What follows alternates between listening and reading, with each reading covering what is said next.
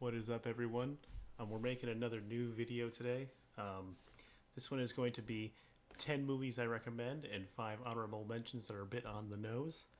So I had a friend ask me yesterday to give him 5 movie suggestions of movies that he should watch that he may have not seen that are my favorites. Well, I didn't know if it was necessarily worthwhile to be talking about my favorites because they're probably movies that he could have seen or just super popular or whatever. So I thought it was more pertinent to just make a video about 10 movies I think he should watch that are very good. Most of them I would say are would be considered pretty darn good. Probably could be found on IMDb 250 list, but I thought that I also had 5 that I really like that are also pretty on the nose and that most people have seen. So I kind of wanted to mix it up, have 5 that are pretty on the nose, and then 10 that are probably less seen in general that I think are still worth it. So, and I needed to make that pretty clear because obviously the first movie on my fucking screen is Pulp Fiction.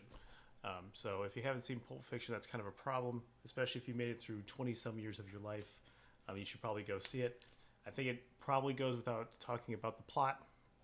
Made in 1994, it is probably one of the greatest movies of all time by one of the better dialogue writers of all time, Quentin Tarantino. Go watch the movie. This is number 5 of our on the nose because yes, I'm recommending this movie. However, if you haven't seen it, it's kind of a problem. However, I cannot account for what you have seen and not seen. So these 5 that are the on the nose ones are probably the ones you should get to first. It's like saying you should watch Shawshank Redemption or The Godfather. You know, I don't think I need to tell you that, but here I am telling you that. You know what I'm saying? Get your shit together. So Pulp Fiction, go and see that. The next one on number 4 on the bit too on the nose, we have Seven. Seven, David Fincher's probably best movie. Fight Club. Girl with the Dragon Tattoo. The Social Network. There's one I'm missing. Well, I mean, there's more than one I'm missing, but there's one big one that I'm missing.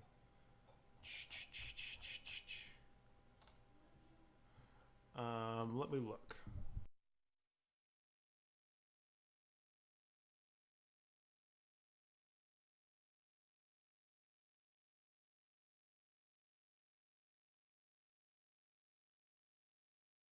I forgot the game that is also on this list is also a David Fincher movie.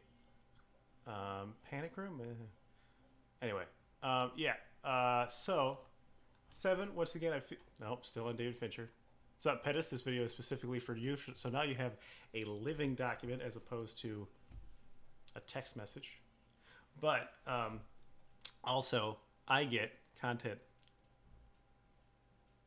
Anyway, but yeah, kind of a twist ending, I guess, with ye old. They really don't even list his name in here because they try to keep it like a secret, I guess. Just Kevin Spacey. Couldn't remember his name, so they really weren't. They weren't doing me any favors. But Kevin Spacey, yeah. Kevin Spacey kind of being the bad guy. There's a head involved. You should go watch the movie. And Pettis, if you missed the beginning of this, these are 5 that are really on the nose that most people should have seen. And if you haven't seen them, you should see them. The first one was Pulp Fiction. This one is 7. I will put timestamps in my description when the video's up, and that will give timestamps on the video so you can go look through them like that too, which is really handy. I learned how to do yesterday. Shout outs to the YouTube teaching me how to do YouTube. Number 3, I was going to say this might be my favorite movie on the top 5 that are really on the nose list. Silence of the Lambs. That probably goes to Pulp Fiction is probably number 1. You need to see Pulp Fiction. That is kind of a crime. It's a total dude movie. There was a time where I was watching Pulp Fiction probably once a week, and it's a 3-hour long movie. Once a week for like months. So could have been more than that. The dialogue is just on point. The story, all that. Silence of the Lambs. I was kind of late to the game on this movie. I didn't see it until I was probably in my 20s. But it's a mastercraft. Anthony Hopkins, despite only being in the movie for like 18 total minutes, just being like the titular, not really like I guess he's the titular character. It's the Hannibal series. Um, it is ridiculously good. What's the guy's name? Ted Levine plays the bad guy here, and he does a really creepy ass job. Probably one of the most memorable manginas in movie history. I admittedly don't have a top 10 for that, but this one kind of stands out. It's a really good movie, and actually Red Dragon is not a bad prequel. If you're into that, if you end up liking this movie, you watch that movie and think to yourself, "This ain't bad. It's not science. It ain't bad. I can do this. It ain't bad." But I would definitely suggest it. I believe it's on IMDb Top 250 as well. This is probably Jodie Foster's best performance. Did she win? I think she won some shit for this. It's one of only 6 horror movies to win a Best Picture. Get Out, Black Swan, Sixth Sense, Jaws, and The Exorcist. I like Get Out. I don't think it's that great, though. That's neither here nor there. But definitely suggested this is number 3 on the nose category. Number 2, Leon the Professional. I don't know. This is a very strange movie that is good, like really good, and everybody knows that it's good, but it's a little uncomfortable in some points to watch. So Leon is I suppose he works for Russians, but I don't know if he's Russian because in real life he's French. But he's a professional hitman. He lives in this really cheap ass shitty apartment complex with a very 13-year-old Natalie Portman. Her family gets murdered, and he takes her in and teaches her how to become a cleaner herself, or a professional, or hitman, or whatever. They kind of fall in love, even though she's 13. And it's kind of like a father-daughter love thing, but it's also kind of not. They kind of leave it a little bit gray.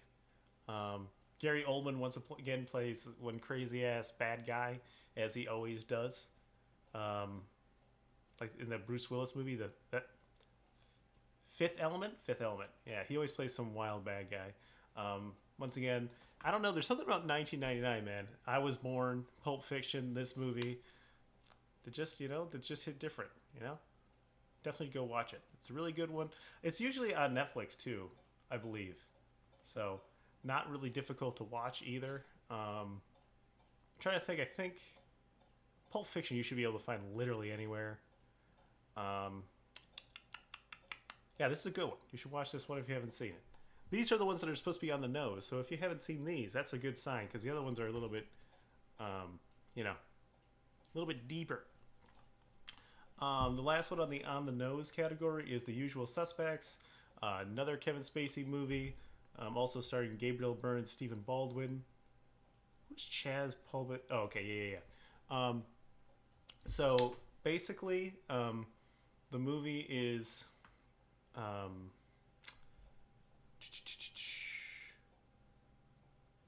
Kevin Spacey sitting in a room being interviewed, and he has to go over all the events of all these people he was working with in. It was supposed to be a heist of like this boat, but a lot of people die, and there's this kind of evil figure named Kaiser Soze, who's supposed to be like this drug lord that no one's ever seen before, and they're trying to capture Kaiser Soze, and they're trying to get to him through Kevin Spacey, but there is some twists and turns and a surprise ending that are pretty sweet. Definitely up there in terms of movies that you should at least watch once. I like it quite a bit. I don't think it's the greatest movie of all time in my personal perspective. It's not one that I keep on going back to or anything like that. But in terms of cultural relevance,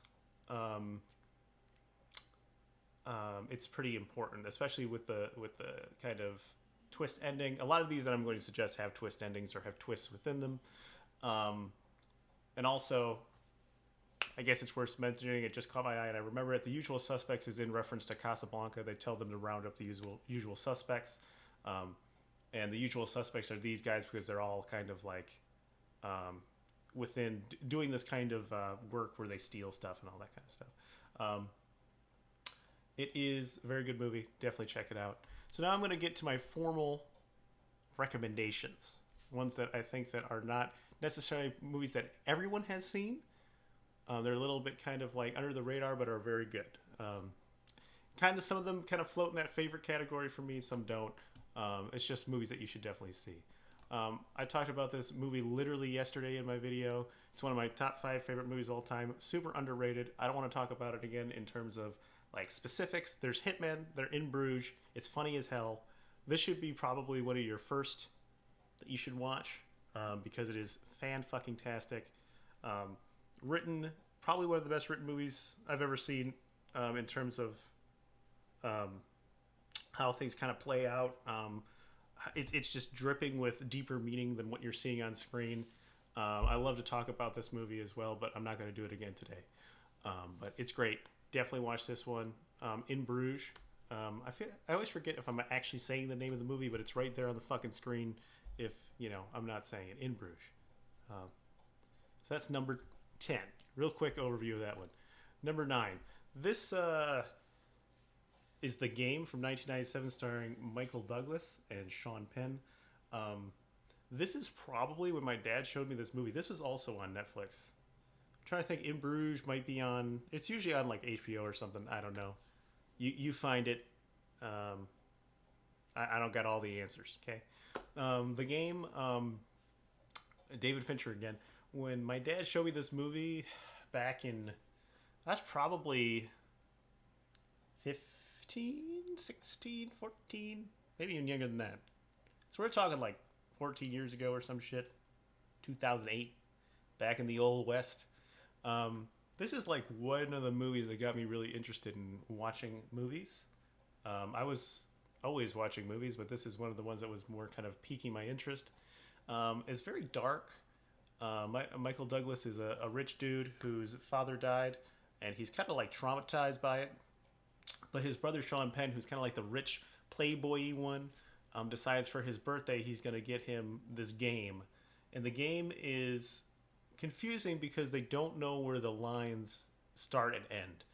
Basically, there's this company that's interfering in his life, doing all sorts of crazy shit, putting his life in danger, but he doesn't know if his brother paid for something legitimate or something more, sinister. It has a bunch of weird twists and turns. You begin to wonder what's real and what's not. And at the end, it has a pretty amazing climax and a definite payoff. And that's kind of the point. Is I feel like if you have one of these movies that doesn't pay off when they're supposed to have this twist, then it just is super fucking lame. And I feel like this one totally pays off, and you feel really good about it. So definitely would suggest this one. It's great. And you should definitely watch this one too. That is number 9. Number 8. This one is one that you're 150% going to watch. It's called The Lobster, starring Colin Farrell. You're seeing some overlap here. This is Yorgos Lanthimos. He also did The Killing of a Sacred Deer and maybe some other shit, but The Killing of a Sacred Deer was not that great compared to this one. But it's definitely one that you will watch, and after you have watched it, you will say, Johnny, why the fuck did you suggest this to me? Okay? But it's fucking hilarious. Okay? And it's... the premise is essentially they live in a society where everyone is matched due to their like attributes or like very superficial. One person gets matched with another person because they have a limp. Another person has absolutely no feelings at all. So because Colin Farrell can't get any matches with another woman, he pretends like he has no feelings. So like they have sex and they're just staring at each other. He has to pretend like he's not enjoying it, right? It's like a really rigid movie in terms of how they have to act it. And everybody is so weird and kind of like... It's like if Wes Anderson made a movie and their characters were real because they're just so over-exaggerated and the world is so over-exaggerated. So the hard part is buying into it so that you can enjoy it, because if you don't buy into the weirdness and the kind of offbeatness of the movie, you're just going to be like, this shit's weird and I don't fucking know. But essentially, if they don't find a partner within a certain amount of time, they get to get turned into an animal of their choosing, and Colin Farrell chooses a lobster if he doesn't find love. That's why it's called The Lobster. Um, I don't know if there's. I'm gonna have to watch it again with a more discerning eye because there might be some more a point to the lobster thing. But essentially, these couple of dudes pretend to have these things so they can match with a woman, um, so that they don't get turned into an animal. And it's pretty keen. Um, it's like satirical. It's a social satire on how people basically find love in the 21st century and how they have to pretend to be something that they're not. Um, it's pretty it's pretty keen analysis. It's also pretty fucking funny. It takes a turn where it becomes more dramatic. It's totally fucking weird, but it's definitely worth a watch. And after you're done watching it, you will definitely not say to yourself, "I've seen a movie like this before," because I promise you, you have not. It is definitely weird. So watch that one too. Um, Road to Perdition. I put this one on here because we were talking about Lawless yesterday. Not a one-to-one comparison by any means, but general time period. Um, oh, this was Sam Mendes. I didn't even know that. That's pretty big. Um, I think he. So it says American Beauty, but I also think he did that 1917. Is that Sam Mendes? Yeah. Spectre, Skyfall. Yeah, he's got some Jarhead. What the fuck? Anyway, I always get amazed by when directors do movies that aren't that good because they're just not that good. But Road to Perdition was actually a comic book, as you may be able to tell from this poster. But it stars Tom Hanks in a role that's very kind of Tom Hanksy, but not Tom Hanksy. Um, he's basically a mob enforcer for this guy in the mob. But he's a good family guy, dad, but stern, and he keeps all that kind of away from his family until one night when his son hides in his car and he sees him being a part of killing a person, which has dire consequences for him and his family, and they have to go on the run. Um, Tom Hanks is just fucking amazing. The story's fucking great. It's a little bit of a slow one. Jude Law plays a creepy bad guy, but it's definitely a fantastic movie. Um, we're dealing with pretty good source material here, and that's kind of like a specifically if you're talking about, and I don't want to talk too much about it, but I'm pretty critical of Clint Eastwood because uh, are we talking about Road to Perdition? That's kind of weird because it's definitely a deep cut. And I don't know why, but your name just changed colors, which is pretty jarring. You were green and now you're blue. Um, but it's one of Paul Newman's last movies. Clint Eastwood always has good source material. This is good source material. So the takeaway here is if you have a good script, you can make a good movie. Um, or you could just fucking ruin it. I don't know of many people who had good scripts who ruined it. But this movie is absolutely a banger. Absolutely under the radar. I don't think a lot of people will say, yeah, I really love Road to Perdition. I saw it, and remember when they saw it. But it's great. You should see it. And you may have already seen it based upon what you said. The next one I'm very excited to suggest to you. Very excited.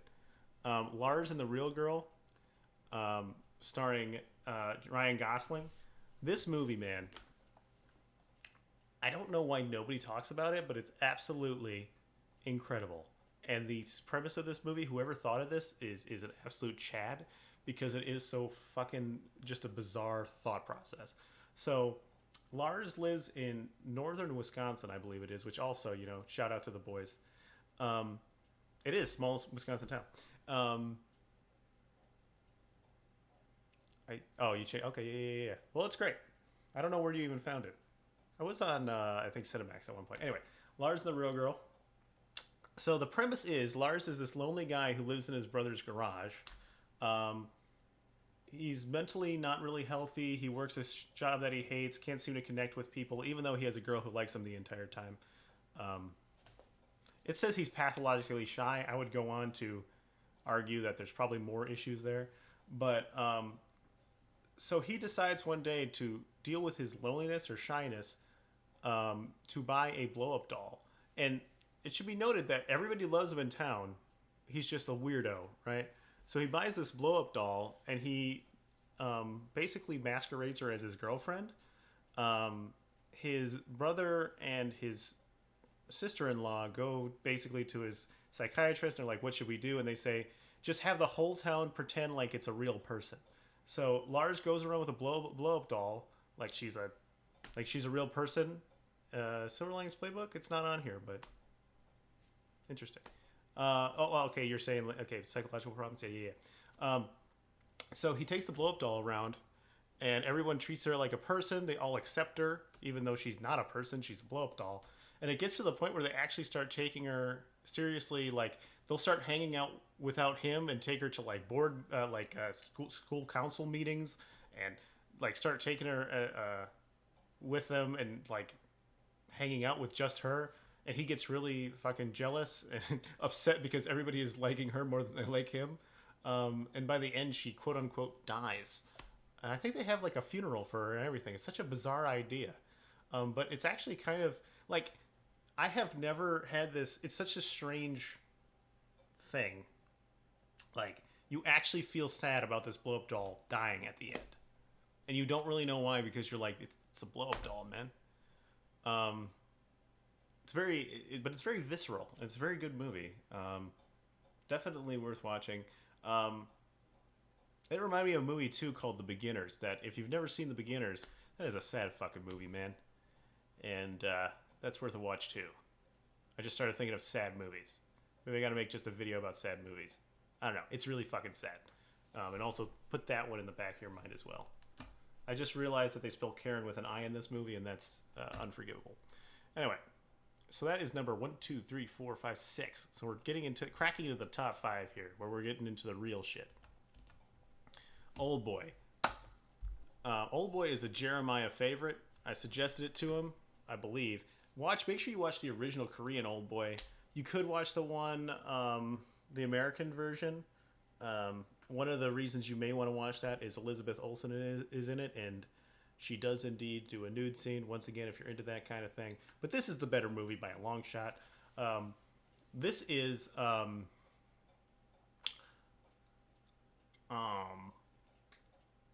very unique movie about revenge. I want to make sure I say his name. O'Day Sue. O'Day Sue is this character's name. Legendary name. I have no idea why, but it reminds you. So, essentially, O'Day Sue is a drunk and pretty much an asshole. And he gets picked up off the street and then put into prison, like a prison. But it's just like a hotel room by just a random person for 15 years. And he has no idea why. And he tries to kill himself. He tries to get out of it. But whoever is keeping him captured will not let him die. Because they want to torture him. So they torture him for like basically 15 years. And within that time, he learns how to do kung fu from the television, and he practices kung fu because he's going to get revenge on whoever put him in this thing.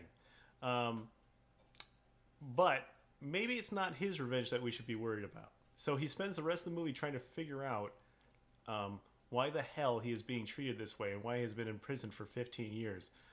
There's great violence. There's a twist that will knock your socks off.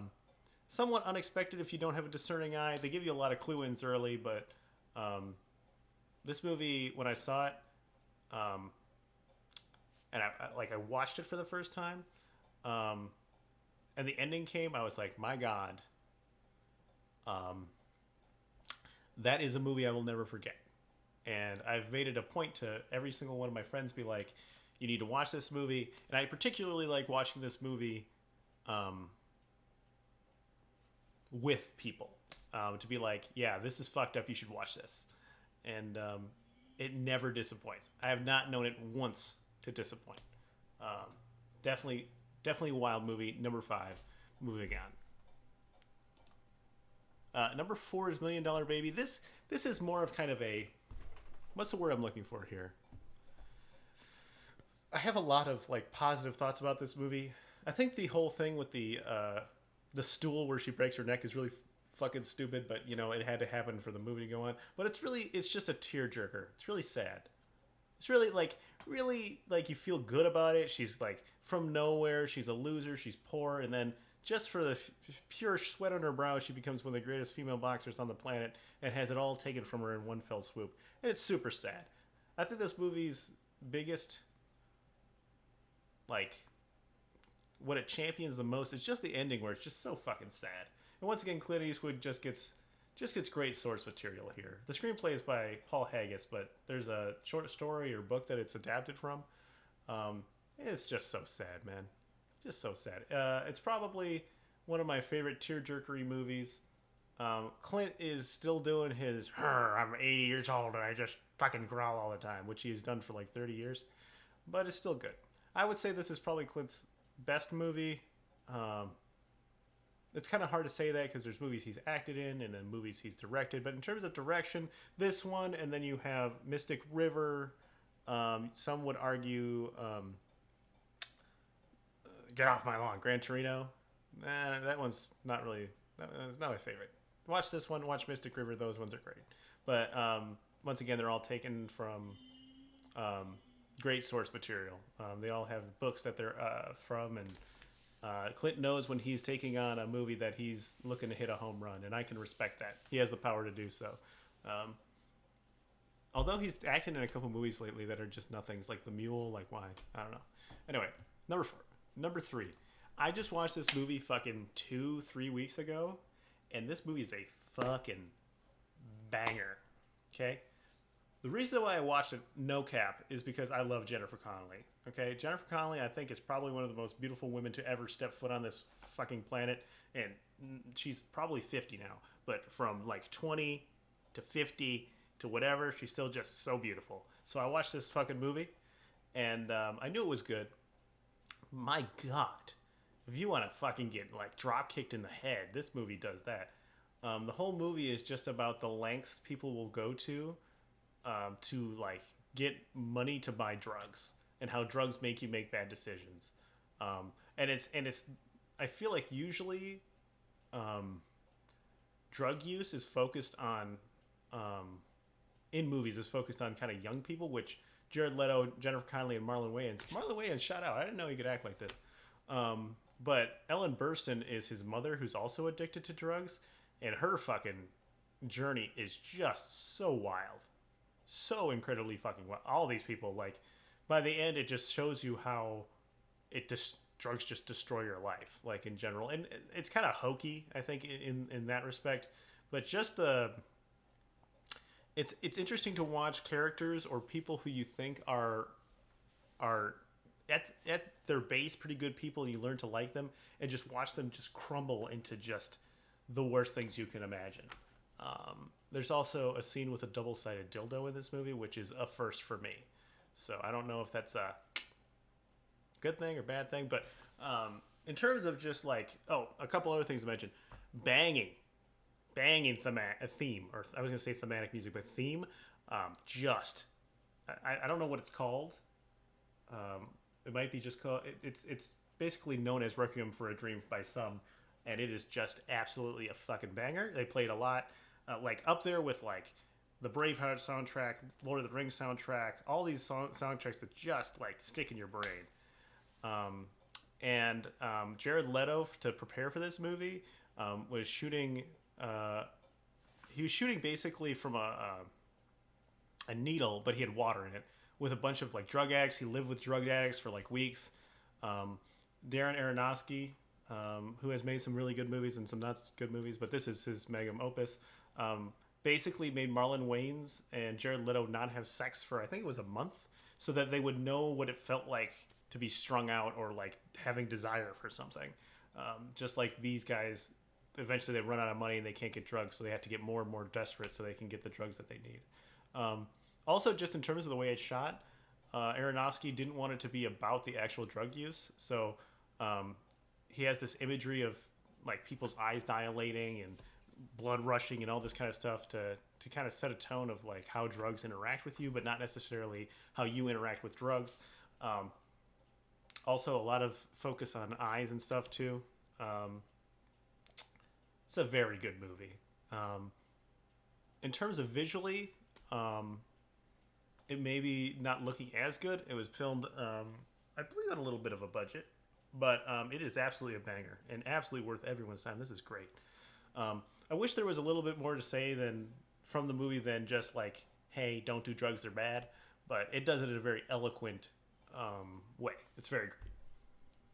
And that was number three. Number two, we have Life is Beautiful, Italian film, Robert Benigni. Dude, I don't know if you can watch this one with Rob or something, so he can give you the deets. But another movie that I watched that just like changed everything for me. It is probably the single saddest movie I've ever seen in my life. Should have won Best Picture in 1998. I don't know. Do they have? It is one of the highest grossing non-English films of all time, next to Crouching Tiger, Hidden Dragon. Take that in for a second. So you have a movie that's all about like the spectacle, and a movie that's all about just the acting and the writing, and they're nearly the same. Like that's fucking crazy. But I wish they had who won the Best Picture in 1998. But anyway, basically Roberto Benigni. It's a love story to start out with some of the best writing that I've seen in terms of setup versus payoff. In the movie, he does all these things that seem really weird, and he learns things about the little Italian city he's living in. And then when he's trying to woo this girl, he uses all of his knowledge about the city and all the things he's done to woo her. One great moment is basically he sees this husband and wife always around the same time. He'll call for her from the window and she'll throw the key so he can come inside.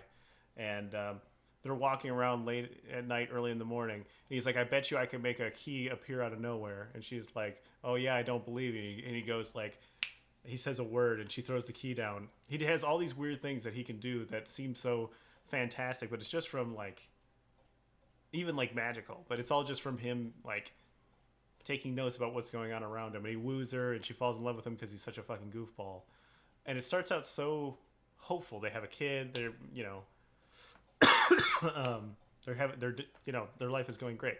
And then, the 30s and 40s come around and they get put in, they're Jewish, so they get put into a concentration camp. And basically, he and his son get put in one part of the concentration camp and his wife gets put in another.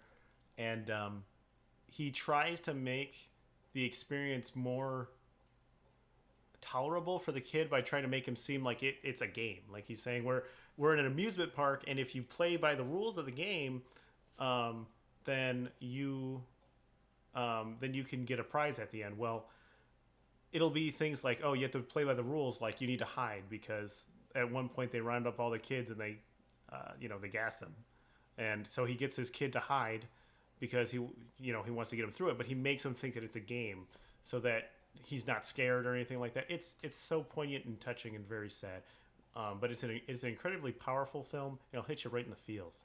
Like I feel like if you don't end up crying at the end, you're just built different, no matter who you are, male, female, extraterrestrial, But this is another movie that just changes the fucking game for me. I own it on Amazon. Could you find it somewhere else? I don't know. But number two, it's a banger. This is probably one of my favorite movies of all time, In Bruges, and then the next one I'm going to talk about. So Annie Hall, this is without a doubt for me the best Woody Allen movie. And Woody Allen is not a good person. Let's get that out of the way. I don't want to like advocate for him, but he's considered a genius in film. I liked Manhattan. I liked Hannah and Her Sisters, all pretty good films. Some would say that Manhattan's better. I disagree. It did have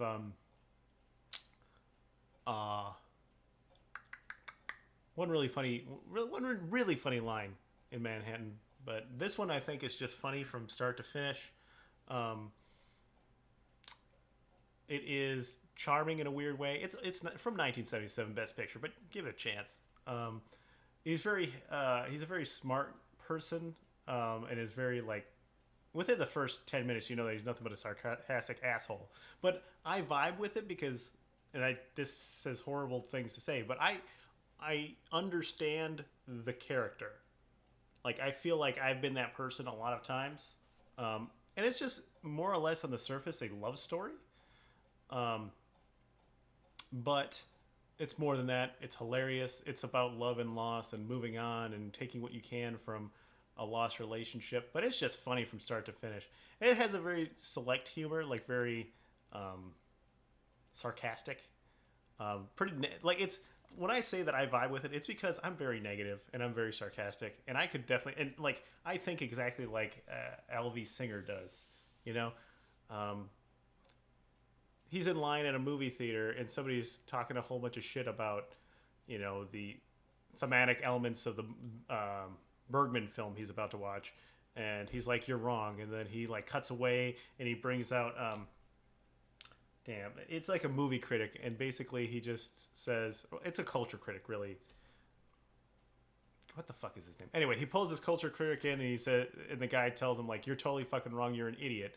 And he's like, "Couldn't you wish you could do this in real life?" It's just like how I think, you know. Um, I wonder if they mentioned the person here, Marshall McLuhan. There he is. What a handsome young man. This is probably the 30s they took this picture because he's old as shit. Yeah, man. Yeah. But what did they call him? Philosopher? That's media theory. Yeah, media theory. If you've ever dove into media theory, super interesting stuff, especially the Frankfurt School. Did I talk about the Frankfurt School in here? It's really, really dense shit. Did he not have a PhD? Dude, that's wild. Okay, anyway, that was an aside. But probably this movie, In Bruges, Life is Beautiful, all within my top 5 movies of all time. Pulp Fiction's probably in there too. I really like Braveheart too, but I don't know. Anyway, those are 10 movies that I suggest and 5 that are a little bit on the nose. There's going to be my previous video over here. Another video suggestion, probably a tier list somewhere around here. If you like this, make sure to like, comment, and subscribe. I also Twitch stream all the time. I have not been so good at it lately. I've mostly just been doing it to make these videos.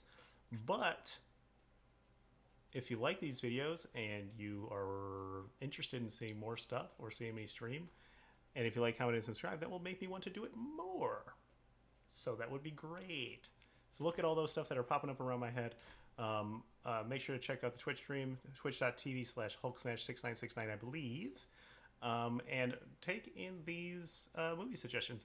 And if you have some, specifically if Pettis has some that he thinks that I haven't seen, which I have seen a lot, but there are some that I just refuse to see. Just recently, I watched WandaVision, which is not a movie, but it's a television show that someone suggested to me, and I enjoyed it. 7 out of 10. If you want me to make a movie about television shows, I don't have as many I would probably suggest, but I do have some. So I could do that in the near future as well. Let me know about that. I need to wrap up the fucking video because I've been talking about things around my head and they haven't been here. So I will see you later. I'm going to make a thumbnail and I will post this